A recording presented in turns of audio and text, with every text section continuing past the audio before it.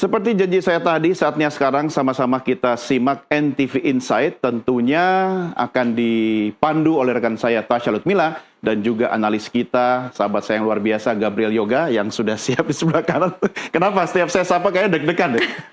Saya tidak akan bertanya, tapi saya percaya Anda berdua akan memberikan insight ya. Harusnya ini sebelum dialog tadi Tasya ya? Benar, harusnya di tengah-tengah dialog. Tengah-tengah dialog ya. Tapi karena sudah selesai dialognya, mungkin ada harapan-harapan baru yang bisa diberikan kepada masyarakat terkait dengan menteri kita yang baru, yang tadinya Sri Kandi, sekarang Arjuna. Bagaimana Mas Yoga? Ya, ini wajah baru, harapan baru, semoga ya. Oh, oke, pendek sekali jawabannya. Biar agak panjang, saya mendekat boleh nggak? Apa yang mau disampaikan malam ini? Oke, ya. Saya nunggu seminggu. Saya nunggu ya? seminggu. Saya minggir dulu deh. Jangan. Apa kira-kira insight-nya? Poin-poinnya? Ini menteri baru gitu ya, dan belum pernah ada rekam jejak sebagai menteri gitu, ya, pengambil keputusan di tingkat kementerian gitu ya. Dan kita sudah terbiasa dengan gayanya SMI ya. Sri Mulyani Indrawati gitu ya, yang kalem gitu ya. Kemudian ketemu lagi yang menteri baru ini yang ceplas-ceplos gitu ya, tiba-tiba belak-belakan gitu. Kalau soal itu sudah dikomentari sama Tasya di Instagramnya. Iya. Ya, soal komunikasi publik. Tapi tadi sudah dijawab oleh narsum di dialog Apa Prime. jawabannya? Ya kan? Ya perlu waktu lah. Perlu waktu, iya. Kita sama-sama belajar kan, termasuk bagaimana mempelajari strategi Menteri Keuangan yang baru. Iya. Sudah siap? Siap. Silakan pemirsa. Saya serahkan ke Tasya dan Yoga. Silakan. Oke, Mas Yoga, kita akan membahas menteri yang hari kemarin dan hari ini menjadi pusat pemberitaan di semua media. Karena pernyataannya yang mungkin kemarin yang paling menarik adalah Anda tidak tahu saya ya, tetapi dalam satu hari semua orang di Indonesia tahu dia. Ya ini mungkin karena efek adrenalin gitu ya, kaget ditunjuk Pak Presiden Prabowo sebagai menteri gitu ya, kemudian ketemu orang-orang baru, lembaga baru gitu ya, dan sepertinya gaya komunikasinya Pak Menteri, Pak Purbaya mungkin di lembaga sebelumnya juga ceplas-ceplos seperti itu ya, dan tapi ini di lembaga yang baru gitu ya, dan semua mata tertuju padanya gitu ya, baik publik maupun dunia internasional, pasar global gitu ya, dan kita belum lupa bahwa pernyataan yang ceplas-ceplos yang kadang juga kontroversial itu juga menjadi salah satu pemantik kemarin rangkaian aksi unjuk rasa yang juga terjadi di berbagai kota di Indonesia. Itu yang mungkin belum terlalu disadari oleh menteri baru ya. Ya, dan kalau dilihat mungkin respon publik juga mereka cukup reaktif ya dengan pernyataan, apalagi kemarin ada soal tuntutan publik terkait reformasi di pemerintahan, tuntutan 17+8 kemarin yang ditanggapi juga.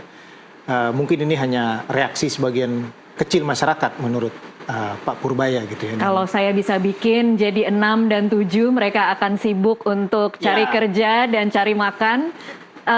Apa sebenarnya, mungkin begini, dengan respon yang ceplas-ceplos seperti kata Mas Yoga tadi, ada kesan bahwa memang sangat percaya diri, itu tidak bisa terelakkan ya?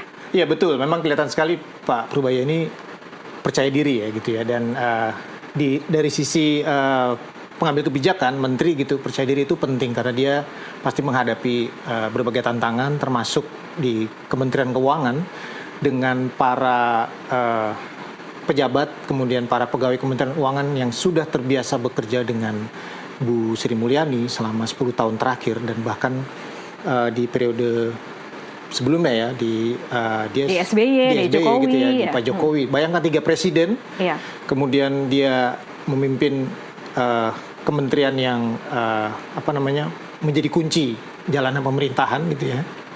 Dia kan bendahara negara ya, dan uang semua tergantung pada dia.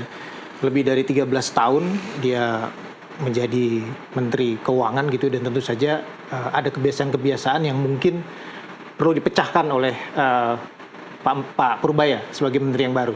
Tapi itu bukan sekedar reaksi publik yang kaget saja kan ya? Maksudnya kita akan melihat bagaimana sebenarnya Menteri baru ini akan menepati janji dari Presiden bahwa pertumbuhan ekonomi ditargetkan masih 8% atau sudah berubah nih sekarang? Nah, mungkin bisa dicek ya, ini secara historis saja gitu, bahwa Pak Purbaya optimistis pertumbuhan ekonomi 6, 7, bahkan sampai 8% di 2029 itu bukan hal yang mustahil untuk dicapai gitu ya. Jadi kesannya Pak Purbaya ini ingin ekspansif gitu ya, mau lebih gerak cepat gitu ya, gas aja langsung gitu. Tapi kita coba lihat aja grafik pertumbuhan ekonominya gitu ya, dari selama 10 tahun terakhir ini berarti ada di periodenya Ibu Sri Mulyani ya. Kita lihat itu tidak pernah terlalu jauh dari posisi 5%, paling rendah 4,8, dan kita pernah terpuruk ya, bahkan sampai -2. Ini karena pandemi COVID-19 waktu itu. Tapi harap dicatat bahwa ini terjadi di seluruh dunia, gitu ya. Dan kita bisa bangkit lebih cepat, dan Indonesia jadi salah satu negara yang pulih lebih cepat waktu itu, bahkan bisa bertahan keluar dari krisis, dan kemudian bisa sampai ke 3,7. Artinya mungkin sekali memang ada kenaikan tadi ini sekitar berapa? 5% ya? Oh 5% ya? Ya 5% ya, karena dari -2 ke 3,7, tapi kemudian setelahnya naiknya cukup relatif, ya bisa dibilang stabil di 5 gitu ya? Makanya Sri Mulyani banyak dikenal orang sebagai, ya tadi, memperhatikan kestabilan, karena itu yang mungkin dinilai bisa menjaga pertumbuhan ekonominya. Iya. Seperti itu. Nah, kalau dilihat dari terakhir ini 2025 ini baru di Q2 ya. Ini kita lihat 5,12 yang kemarin disampaikan di gedung parlemen. Gitu itu pun kemudian menimbulkan banyak kontroversi ya, apakah benar-benar 5,12? Nah, ya, pertanyaannya adalah Pak Purbaya ini tahun ini punya waktu 4 bulan berarti efektif gitu ya, 4 bulan. Nah, bagaimana ini kita bisa, terutama Kementerian Keuangan bisa menaikkan ini gitu ya kira-kira, dan tentu saja banyak sekali faktor yang terlibat di dalamnya. Utamanya adalah tadi bagaimana menjaga, tadi sudah disampaikan oleh Mas Doni ya, bagaimana menjaga kredibilitas fiskal gitu ya, menjaga supaya anggaran ini tidak dicolek-colek lebih banyak gitu, karena kalau dilihat dari anggaran mungkin kita perlu juga hati-hati ya.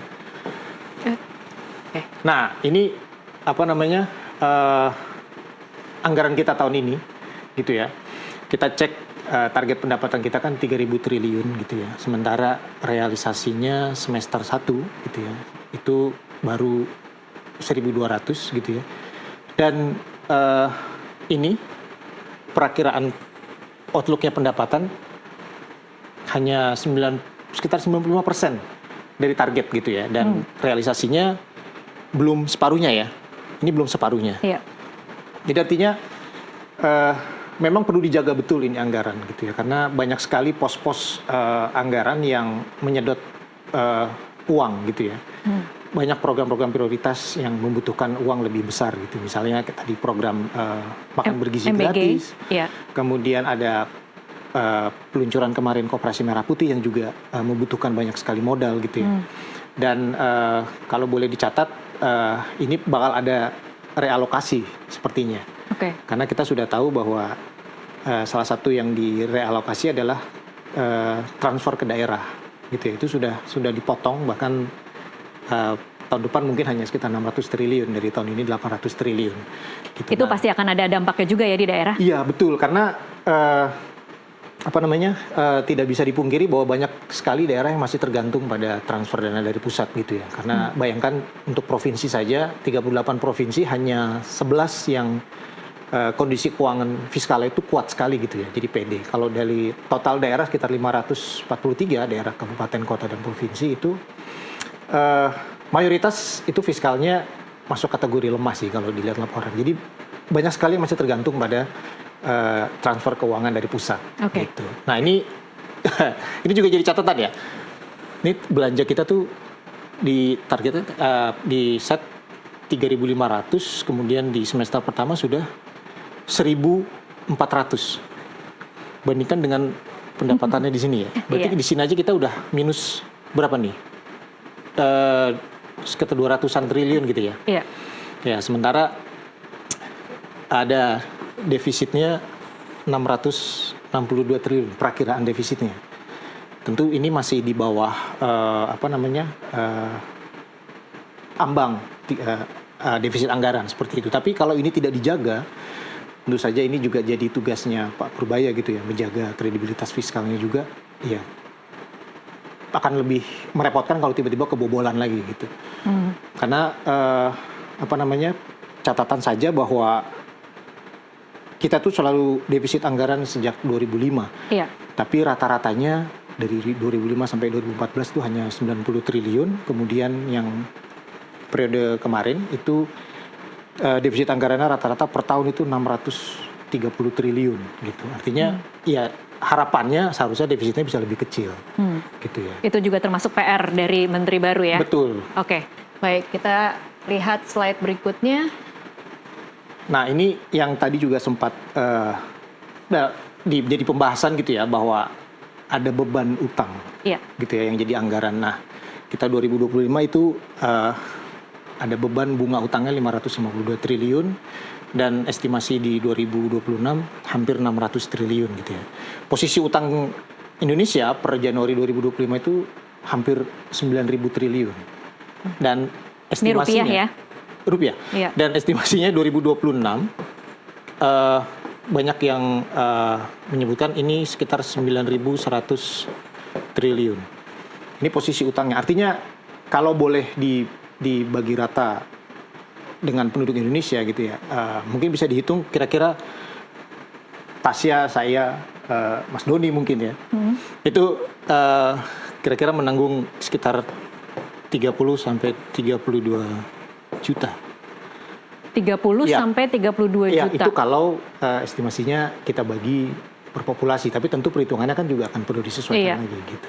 Oke. Nah, itu yang perlu jadi catatan ya. Jadi mudah-mudahan kebijakannya Pak Purbaya ini juga seagresif ucapannya di hari pertama gitu ya, dan dia bisa menerapkan rasa percaya dirinya itu ke kementerian, ke anak buahnya gitu ya, kemudian ke teman-temannya juga.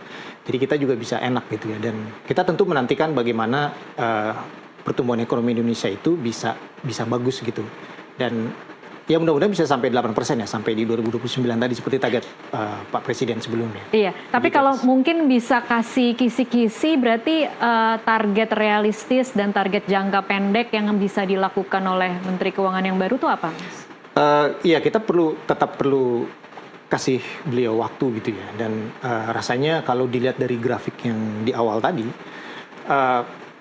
kalau mau realistis ya mungkin tidak akan jauh-jauh dari 5% gitu ya, dan kalaupun bisa mencapai 6% itu sangat bagus sekali gitu. Ada yang perlu kemudian direvisi kah? Iya, kalau mau memang jadi menaikkan penerimaan misalnya, terus kalau mau menjadi nanti teriak lagi masyarakat yang menaikkan penerimaan. Dan tentu saja juga perlu ada terobosan-terobosan lain ya, misalnya ketika untuk menaikkan gairah ekonomi masyarakat, misalnya boleh dong turunin PPN gitu. Misalnya dari itu yang kemudian dinanti ya oleh publik 11% ya. Iya. Kemudian ya kalau bisa jadi 8% gitu ya. Kemudian supaya juga, daya beli kemudian bergerak lagi ya. Kemudian juga kalau bisa ya contoh aja misalnya menaikkan jumlah pendapatan tidak kena pajaknya lagi, kayak gitu. Dan itu harapannya sih bisa jadi insentif untuk masyarakat. Gitu. Oke, termasuk cara untuk memikat hati publik setelah kemarin agak sedikit. Betul, kemarin agak kencang memang. Agak kencang ya. Agak kencang gitu ya. Dan pada akhirnya memang Pak Purbaya secara beliau minta maaf ya ketika serah terima tugas oleh Bu Sri Mulyani gitu ya. Dan itu jadi sinyal positif juga gitu, bahwa dia setidaknya bisa menerima kritik gitu ya. Dan itu dia mudah-mudahan jadi pelajaran untuk, karena ini pelajaran yang sangat mahal di hari pertama dia dilantik ya. Mungkin kaget ya. Kaget ya. Adrenalin lagi tinggi gitu kan. Oke, baik. Jadi kita nantikan seperti apa gebrakan Menteri Keuangan yang baru di hari-hari selanjutnya. Semoga memang akan ada kebijakan-kebijakan real yang memang berpihak pada rakyat, gitu ya. Betul. Terima kasih Mas Gabriel Yoga, Head of Content NTV untuk analisisnya. Dan pemirsa tetaplah bersama NTV Prime, kami masih akan kembali usai jeda.